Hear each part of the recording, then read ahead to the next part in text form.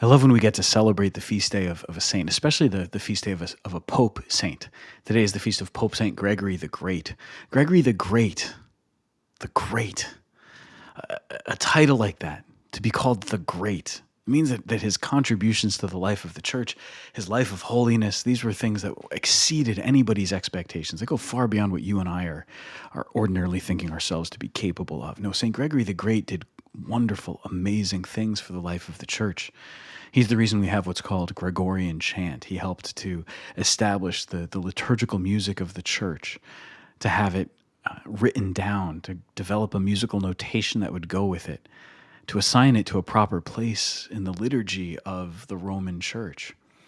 So when we look at Gregory the Great, we see this man who recognized the importance of our worship.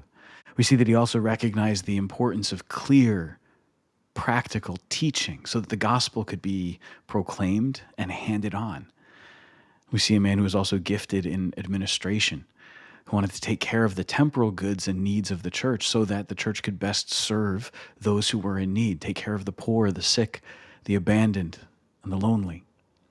What we see here is a great man who put the gospel into action in every aspect of his life.